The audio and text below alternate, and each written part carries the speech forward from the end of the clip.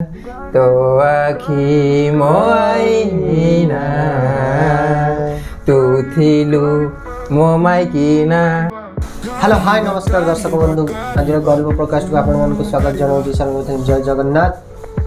आज आम गहन उपस्थित अच्छा गरीब जे कि आगु थे गरीब एवं से धनी। आसतु पचारे बुझा से केमी हेले धनी आम गहन से आज उपस्थित अच्छा तो welcome to Cariba, Cariba, Cariba, Cariba, Cariba, Cariba, Cariba, Cariba.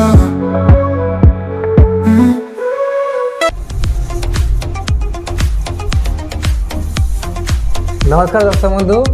तो मत बहुत खुशी लगे कि चैनल को आसिक मत किसी कहवा सुजोग देथिबारु।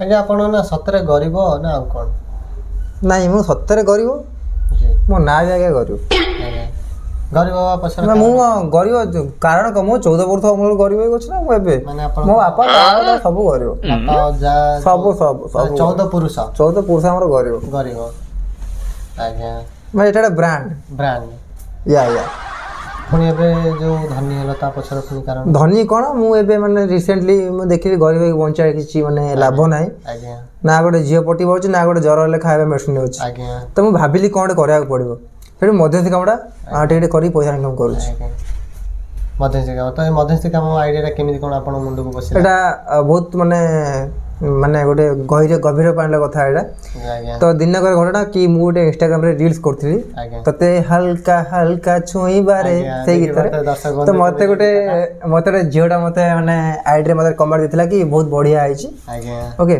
तो सेठी हम कथा आरंभ होइतला से झियोटी देखिया टिके ए जेटी दातरी बात आज्ञा बात दर्शक दातरी के ए बात झियो के भल पाउनथले बोधे तो मो भलिया गरीब को माने नंबर देथिला मते लाइक करथले आज्ञा तो मते खुशी लागला कि झियोटा भल पिला आइतो कहै तो मु झियो खराब करा चाहूनी तो झियोटा किंतु देखिया भल दांत टिके ए भाजी तो दिन घटना कहला कि मोर गोटे पिला था ता ना होची धंड तो मु कहली धंड बाबू आ देखंतु आपन पिलाटा ना धंड ना सतरे से ओटा साप धंड साप नहीं नहीं देखिया किसी धंड ता नाटा जी धंड आज्ञा सेटा ते दर्शक मानु सिर धंड ठीक अछि तार माने से सब पिलाटा बढ़िया आज्ञा तार सब दीदीरा गुण आज्ञा छाड़न से कथा पछरे कहबी आज्ञा तो सेही माने मु केमते आरंभ कली सेटा केमिति मध्यस्थी कामटा आरंभ तो माने से झियोटा माने ता झियोर माने मां मरि जाईची सॉरी झियोर बापा मरि जाईचंती ता मां मरिछि ना बापा मरिछि सेटा झियोर माने मां मरि जाईचंती आज्ञा झियोर बापा बचिची आ पुअर मां बचिची आज्ञा ओके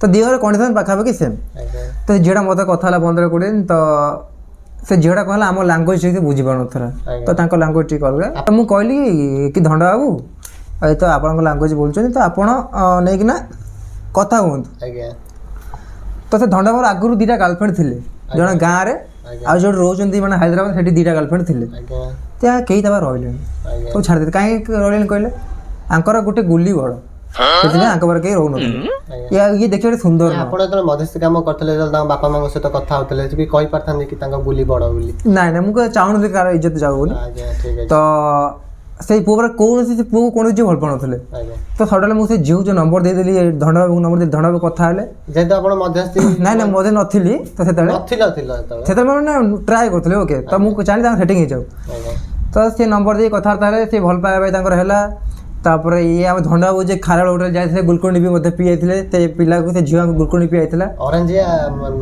तो ऑरेंज ऑरेंज ऑरेंज तो माने बुझी पड़ते भल पाए निबुड़ होला जे लास्ट गुलकोंडी पानी पिया पी हेले आज्ञा तो आजी का दिन रे आज का दिन में गुलकोंडी नहीं नहीं से तांको भल पाए से निबिड़ से तो स्ट्रेंथ दबो चाहतला ठीक अछि just want to giving some power ठीक अछि फिजिकल पावर ओके तो से कोन होला ना सडनली तो आज के दिन में कौन होची ना से जियो आसी ता पाकर अछि हैदराबाद रे अछि आज्ञा जियो गोटे कंपनी 10 ना 12 ना काम करछि मासे 20 टका होछि आज्ञा तो माने तांको भल पाए एमिति माने जॉइंट हे गला कि एमिति निबिड़ हे गला कि भगवान चाहे पे अलगा करि परिबे आज्ञा तो जियो या पे माने न पाइले मरि जियो पुआ को न पाइले मरि जियो आज्ञा तांको भल पाए एमिति हला तो वर्तमान पे से पुआ को को जियो भल पानथले से जियो को कोन पुआ भल पानथले किंतु मु जो चेष्टा करली मो चेष्टा द्वारा दियंकर भल पाए एमिति हला जे केही का को छाडा ना दियं को बा बोली कोच प्रतिशत देइचंती आ मध्य से पुओ ताको एमिति केयरिंग कर जे झियो छाड़ी जाऊ चाहुनी जेमिति कि माने से झियोटा तोर खाया पय जाऊ तोर कंपनी जाउची आज्ञा ए पुओ तो रांधी की बाड़ी की ताको टिफिन पैकिंग करी नै खाया दोछ ତ ଏ ଝିଅକୁ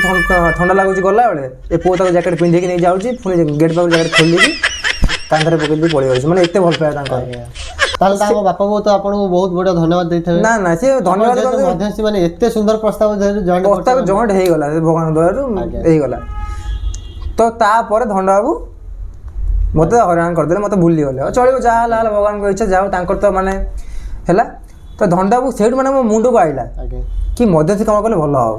ସେଇଠୁ ମୁଁ ମଧ୍ୟସ୍ଥି କାମ ଦେଇଦେଲେ ଆରମ୍ଭ କଲି ଆଉ। ଗରିବ ବାବୁ ଡାକିପାରିବି ନା ମଧ୍ୟସ୍ଥି ଡାକିବି? ଆପଣ ଯାହା ଡାକିବେ। ନାଇଁ ଗରିବ ବାବୁ ନାଁଟା ଭଲ ଜଚ। ଠିକ୍ ଡାକନ୍ତୁ କ'ଣ କରିବା। ଠିକ୍ ଅଛି ଗରିବ ବାବୁ, ଆପଣ ଯେତେବେଳେ ମଧ୍ୟସ୍ଥି ହେଲେ ତା ପୂର୍ବରୁ ଆପଣଙ୍କ ହବିଟା କ'ଣ ଥିଲା? ମାନେ ମୁଁ ମାନେ ବେଳେବେଳେ ଗୀତ ଫୀତ ବି ଗାଏ। ଆଜ୍ଞା। ତ ଆଉ ଯାତ୍ରାର ଡାଇଲଗ୍ ଫାଇଲଗ୍ ବି ମଧ୍ୟ ମାରେ। ଆଜ୍ଞା। ତାହେଲେ ଆପଣ ଆମ ଦର୍ଶକମାନଙ୍କୁ ଗୋଟେ କହିକି ଶୁଣେଇ ଦିଅନ୍ତୁ ଯାତ୍ରାର ଡାଇଲଗ୍ ମାରିବି। ତ ଡାଇଲଗ୍ଟା ମାନେ ସିନ୍ ଗୋଟେ ମୁଁ କହୁଛି। ତ ଧର ଗୋଟେ ଦି ସାଙ୍ଗ ଥିଲେ ମାନେ ମୋ ଲାଇଫ୍ ଷ୍ଟୋରିଟା ମୁଁ କହୁଛି। ତ ଗୋଟେ ସାଙ୍ଗ ଆଉ ଗୋଟେ ସାଙ୍ଗର ଗାର୍ଲଫ୍ରେଣ୍ଡ ନେଇ ପଢ଼ୁଛି। ତ ଯିଏ ନେଇ ପଢ଼ିଲା ସେକେଣ୍ଡ ଟାଇମ୍ ସିଏ ହେଉଛି ବଡ଼ ଭାଇ ଭଳିଆ ଆଉ କହୁଛି ଆଲୋ ଏ ବଡ଼ ଭାଇ ସିଏ ପରା ତ ଭାଇ ବୋଉ ହେଇଥାନ୍ତା ତୁ କ'ଣ ତାକୁ ନେଇକି ଯାଇପାରିଲୁ।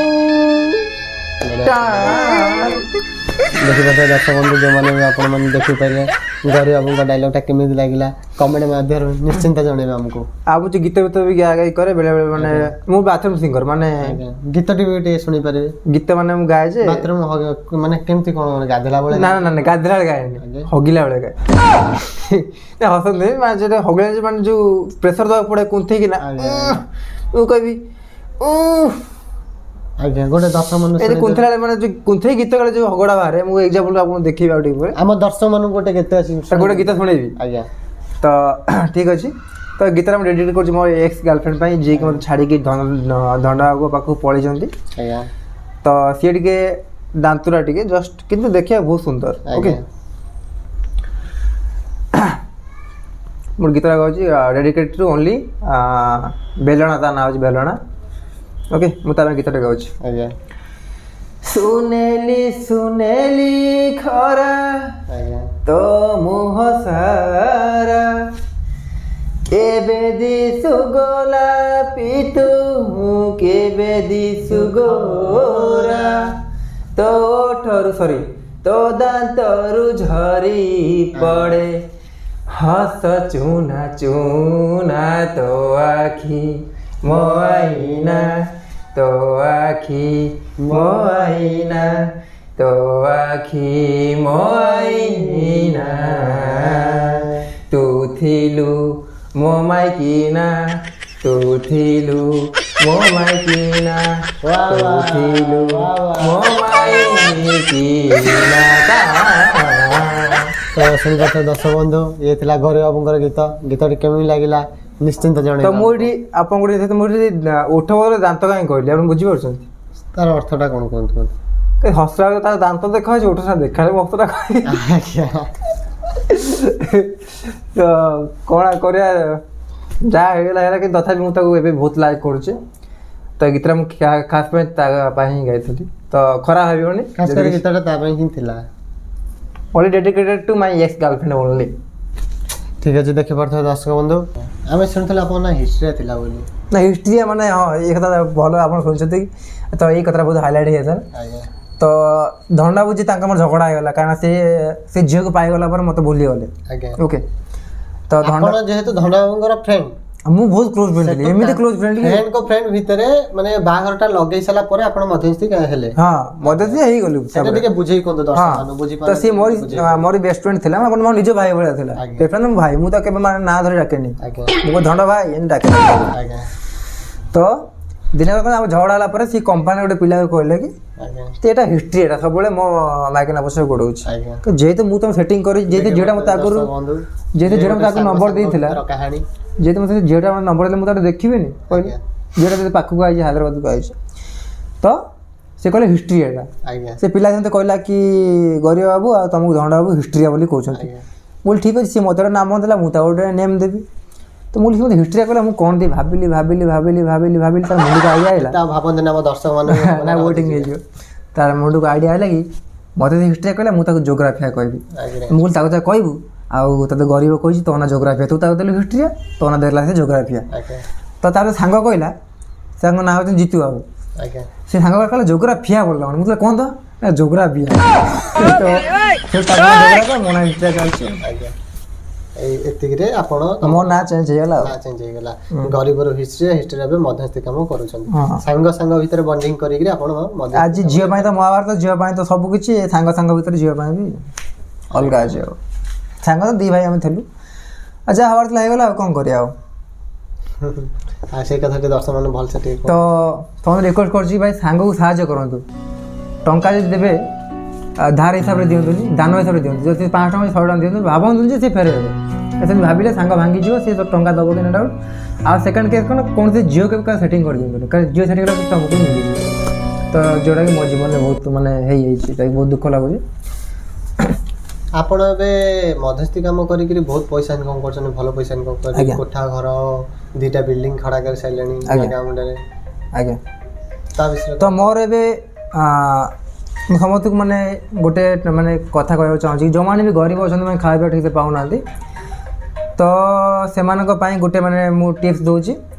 ଯଦି ଆପଣ କୋଟିପତି ହେବାକୁ ଚାହୁଁଛନ୍ତି, କାରଣ ମୁଁ ଯେମିତି ମୁଁ ନିଜେ ରିୟଲାଇଜ୍ କରୁଛି, ତ ସେମିତି ଆମ କାମ କରନ୍ତୁ। 2ଟା କାମ କରିପାରିବେ। ଓକେ, ଲଭ୍ ଉପରେ ମୁଁ କହୁଛି, ଗୋଟେ ସୁନ୍ଦର ଝିଅକୁ ଭଲ ପାଆନ୍ତୁ। ମଧ୍ୟସ୍ଥି କାମ କରୁଛନ୍ତି, ଦେଖନ୍ତୁ ଯେହେତୁ ମାନେ ମୋ ଅଭିଜ୍ଞତା ଯେହେତୁ ଆପଣ ଗୋଟେ ସୁନ୍ଦର ଝିଅକୁ ଭଲ ପାଆନ୍ତୁ, ଯଦି ସୁନ୍ଦର ଝିଅ ହେଇଥିବ ତାହେଲେ ଆପଣ ଇନଷ୍ଟାଗ୍ରାମରେ ଭାଇରାଲ୍ ହେଇଯିବେ, ତ ୟୁଟ୍ୟୁବରେ ଭାଇରାଲ୍ ହେଇଯିବେ, ପଇସା ଇନକମ୍ କରିପାରିବେ, କୋଟିପତି ହେଇଯିବେ ଗରିବରୁ। ଯଦି ସେ ସୁନ୍ଦରୀ ନୁହଁ, ଯଦି ଧଣ୍ଡା ମୁସି ଭଳିଆ ସେଠି ଦାନ୍ତୁରୀ, ଯଦି ସେମିତି ଟିକେ ହେଇଥିବେ, ତାହେଲେ ଆପଣ ତାକୁ ଆଣିକିନା ଗୋଟେ କମ୍ପାନୀରେ ଜବ୍ କରେଇ ଦିଅନ୍ତୁ। ତ ସେ ଝିଅ ବି କାମ କରିବ, ପୁଅ ବି କାମ କରିବ, ତ ସିଏ 20 ତମେ 20, 40,000 ଟଙ୍କା ଇନକମ୍ କଲ, ରୁମ୍ ଭଡ଼ା 5,000 କଲା, ଖାଇବା 5,000 ଗଲା, ତମକୁ 30,000 ଟଙ୍କା ବଞ୍ଚିଲା। ତ 40,000 30,000 ଟଙ୍କା ବଞ୍ଚିଲା, ଆପଣ ଏମିତି ଧୀରେ ଧୀରେ କରିକିନା ବର୍ଷକୁ 12 କେତେ, ତ ଏମିତି ଆପଣ 1,00,000 2,00,000 ଟଙ୍କା ସେଭିଂ କରିପାରିବେ ଆରାମସେ, ଯଦି ଆପଣ ଗୋଟେ ଝିଅକୁ ଆଣିକି ପାଖରେ ରଖୁଛନ୍ତି। ତ କାରଣ ଧଣ୍ଡାକୁ ଏମିତି କରିକିନା ସେ 7,000 ଘଣ୍ଟା ମିଳୁଛନ୍ତି ବର୍ତ୍ତମାନ ପାଇଁ, ଯିଏକି ଆଗରୁ ଟଙ୍କା 7 ଟଙ୍କାର ଜିନିଷ କିଣି ନଥିଲେ, ମୋତେ ପଇସା ନେଉଥିଲେ, ଆଜି 7,000 ଟଙ୍କାର ପଇସା ଘଣ୍ଟା ପିନ୍ଧିକିନା ବୁଲୁଛନ୍ତି ଏମିତି କରିକି। ତ ଆପଣ ରିକ୍ୱେଷ୍ଟ, ଯେଉଁମାନେ ବି ଗରିବରୁ କୋଟିପତି ହେବାକୁ ଚାହୁଁଛନ୍ତି, ତ ଗୋଟେ ଝିଅକୁ ଆଣି ରଖନ୍ତୁ। ଯଦି ଅସୁନ୍ଦର ହେଇଥିବ କାମ କରନ୍ତୁ, ସୁନ୍ଦର ହେଇଥିଲେ ଅନଲାଇନ୍ରେ କିଣି ନଚେବେ ଆଉ। ଆଜିକାଲି ତ ସେଟା ଟ୍ରେଣ୍ଡିଂ ଚାଲିଛି, ମୁଁ କହୁନି, ଏଇଟା ଆଜିକାଲି ସେଟା ଚାଲିଛି। ଅନଲାଇନ୍ରେ ଯେହେତୁ ଝିଅ ଗୋଟେ ଭାଇରାଲ୍ ମାନେ ଡ୍ୟାନ୍ସ କରିଦେବ ନା, ଅନଲାଇନ୍ ସାଙ୍ଗେ ଭାଇରାଲ୍, ତ 2-3 ମିନିଟ୍ ଭିତରେ। ଗୋଟେ ପୁଅ ଯଦି ଭଲ ଡ୍ୟାନ୍ସ କରିଦେବ, ଆପଣ ଯୋଉଟା ମଧ୍ୟସ୍ଥି କରି କେମିତି କ'ଣ ପଇସା ଇନକମ୍ କରୁଛନ୍ତି, ତ ମଧ୍ୟସ୍ଥି ଦେଖନ୍ତୁ, ମଧ୍ୟସ୍ଥି ସମସ୍ତେ କରିପାରିବେନି। ଯଦି ମୁଁ ଦେଖିଲି କି ମଧ୍ୟସ୍ଥି କଲା ପରେ ସେ ଝିଅକୁ ତାର ସେଟିଂ କଲା ପରେ ସେ ଝିଅକୁ ଆଣି ସେ କାମ କରି କୋଟିପତି ହେଇଗଲା, ତା ବାପା ବୋଉ ତ ଆପଣଙ୍କୁ ଆଗେ ବାଡ଼େଇବେ। ସେ କ'ଣ କରିବା, ଯାହା ଆଉ ଦେଖାଯିବ, ଆଉ କ'ଣ କରିବା ଆଉ। ସେ ତ ହେଇଗଲା ଆଉ। ମାନେ ମୁଁ ସେଇଦିନଠୁ ଭାବିଲି ଯେ ମୁଁ ଗୋଟେ ମଧ୍ୟସ୍ଥି ହେବାକୁ ଯୋଗ୍ୟ। ମୋ ମୁଣ୍ଡକୁ ଆଇଲା, ସେଇଠୁ ମୁଁ ମଧ୍ୟସ୍ଥି କାମ କରୁଛି। ବହୁତ ଲୋକଙ୍କର ବାହାଘର କରିସାରିଲାଣି, ବହୁତ ଲୋକଙ୍କର ସେଟିଂ କରିସାରିଲାଣି। ଯାହା ଟଙ୍କା ତରଫରୁ କ'ଣ କେତେ ଟଙ୍କା ମିଳେ ଆପଣ? ଏଇ ଧଣ୍ଡାଙ୍କର ଯେହେତୁ କଲି, ତାଙ୍କର ମୋତେ କିଛି ଝଗଡ଼ା କଲେ କିଛି ଦେଲେଣି, କାହିଁକିନା ଉକାର ନେଲା ତାଙ୍କର। ଅଲଗା ପିଲାଙ୍କର କରିଛି, କମ୍ ସେ କମ୍ 40-50 ଟଙ୍କା ଦେଉଛନ୍ତି ଜଣକା। ମୋତେ ଖୁସି, ଏତେ ଖୁସି ଯେ 40-50 ଟଙ୍କା ଆଗୁଆ ଦେଉଛି। ଏତେ ବଢ଼ିଆ ନିବିଡ଼ ସମ୍ପର୍କ ଯୋଡ଼ି ଦେଉଛନ୍ତି, ଏମିତି ଯୋଡ଼ି ଭାଙ୍ଗୁ ନାହିଁ ଆଉ। ଖୁସିରେ ଆପଣ ଯଦି କୋର୍ଟ ଚାହିଁବ ଡିଭୋର୍ସ କରିବାକୁ, ସେ ଶଳା ଏମିତି ମାନେ ଏତେ ଷ୍ଟ୍ରଙ୍ଗ ମାନେ ବନ୍ଧନ ବାନ୍ଧି ଦେଉଛି ତାଙ୍କର। ଫେବିକ୍ ଅଠା ଆଉ ଫେବିକ୍ ଅଠାଠୁ ଆହୁରି ଷ୍ଟ୍ରଙ୍ଗ। ତ ଦେଖିପାରୁଥିବେ। ତ ସେଇଆ, ତ ଆପଣ ରିକ୍ୱେଷ୍ଟ କରୁଛି ସମସ୍ତେ ଏମିତି କାମ, ଯଦି ଆପଣ କୋଟିପତି ହେବାକୁ ଚାହୁଁଛନ୍ତି, ଗୋଟେ ସୁନ୍ଦର ଝିଅକୁ ଭଲ ପାଆନ୍ତି, ସୁନ୍ଦର ଝିଅ ପଟେଇ ପାରୁନାହାନ୍ତି, ତାହେଲେ ଗୋଟେ ଧଣ୍ଡାଙ୍କ ଭଳିଆ ସିଷ୍ଟମ୍ କରନ୍ତୁ ଆଉ କ'ଣ। ଦେଖିପାରୁଥିବେ ଦର୍ଶକ ବନ୍ଧୁ, ଆମର ଯିଏକି ଆସିଥିଲେ ଗରିବ ପ୍ରକାଶକୁ, ଆମର ଗରିବ ବାବୁ। ତ ଆଉ ଗୋଟେ ଟପିକ୍ ଅଛି, ତ କୋଟିପତି ହେବା ପାଇଁ ଆଉ ଗୋଟେ ଟପିକ୍ ଅଛି। ଆଜ୍ଞା। ତ ଦେଖନ୍ତୁ, ପ୍ରଥମ ଟପିକ୍ ହେଲା ଆପଣ ଗୋଟେ ବ୍ୟାଙ୍କରୁ ଲୋନ୍ ଆଣନ୍ତୁ, କମ୍ ସେ କମ୍ ଗୋଟେ ଗାଡ଼ି କିଣିବା ପାଇଁ ଲୋନ୍ ନେଇ ଆସନ୍ତୁ। ଗାଡ଼ି କିଣା, ରୁହନ୍ତୁ ଏତେ ମୁଁ ଟିକେ କହିସାରେ। ଆଜ୍ଞା ଟିକେ ଗୋଟେ ମିନିଟ୍ ମୁଁ ଟିକେ କହିସାରେ ଦର୍ଶକ। ତାଙ୍କର ଯେହେତୁ ଏବେ ଟାଇମ୍ ହେଇଗଲାଣି, ସେ ଏବେ ଯିବା ପାଇଁ, ସେ ଗଲା ପରେ ଇଚ୍ଛା ପୁଣି 2ଟା ବାହାଘର ତାଙ୍କର ଠିକ୍ ଅଛି। ଇଚ୍ଛା ଗଲେ ପୁଣି 2ଟା ଲୋକଙ୍କ ଇଚ୍ଛା ତାଙ୍କର ନିବିଡ଼ ଘନିଷ୍ଠ ସମ୍ପର୍କ ଯୋଡ଼ିବେ ଇଚ୍ଛା 2 ଜଣଙ୍କ ଭିତରେ। ତାହେଲେ ସେ ଲାଷ୍ଟ ଗୋଟେ ଟିପ୍ସ କହୁଛନ୍ତି, ସେଇ ଟିପ୍ସଟା ଆପଣମାନେ ବି ଆପ୍ଲାଏ କରନ୍ତୁ, ଆପଣମାନେ ବି ବଡ଼ ଲୋକ ହେଇପାରିବେ। ଯଦି ଗରିବ ଥିବେ ତାହେଲେ କାଲି ଆପଣ 2 ତାଲା ନୁହେଁ 4 ତାଲା ବିଲ୍ଡିଂ ବି କରିପାରିବେ। 4 ତାଲା ତ ବହୁତ କମ୍ କହିଲି, 10 ତାଲା 15 ତାଲା କରିଦେବେ। ଆଜ୍ଞା, ଗୋଟେ ଗରିବ ଟିପ୍ସ ଶୁଣନ୍ତୁ।